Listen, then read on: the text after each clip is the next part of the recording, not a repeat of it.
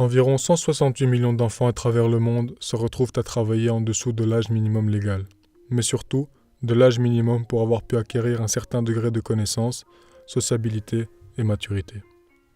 Les raisons qui se cachent derrière ce chiffre sont multiples. La pauvreté des familles, bien évidemment, mais également certaines normes sociales laxistes ou permissives sur le sujet. Les situations délicates sont aussi à prendre en compte, comme la migration par exemple.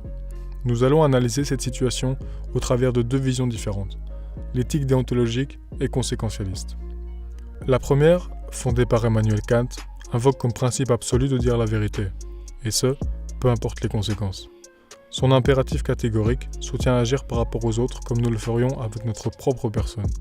Ne pas viser uniquement la finalité d'utiliser autrui, mais bel et bien l'impact positif que ce dernier pourra en tirer. Ce principe étant catégorique, il doit prendre place indépendamment des circonstances et des conditions. En effet, la personne recrutant des enfants ne peut pas nier connaître les mauvaises conditions et l'impact irréversible que ces derniers auront sur eux. L'intention fondamentale du recruteur est directement axée sur ses intérêts personnels. Il délaisse le bien-être des enfants et donc l'intention bonne favorisant ses décisions par rapport aux bénéfices de son activité. Le gérant n'agit pas par devoir dans le but unique de maintenir sa production, mais par choix d'économie budgétaire.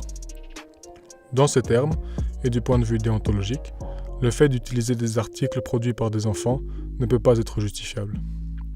En revanche, du point de vue conséquentialiste, le travail des enfants peut être une bonne chose. Ce mouvement prône que la valeur morale d'une action dépend des conséquences qu'elle pourra avoir pour un grand nombre de personnes. Ce n'est pas une affaire de principe mais de but.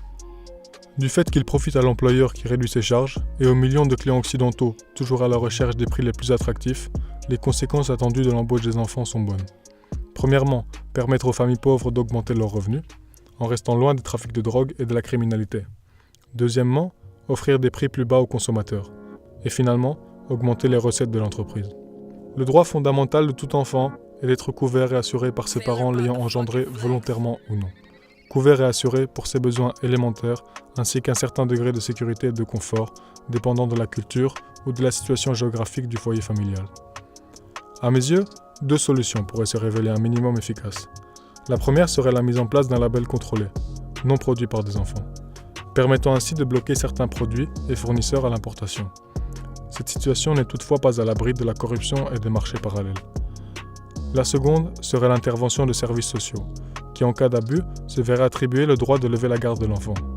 Des structures adaptées devraient voir le jour permettant plus de contrôle par rapport à cette problématique.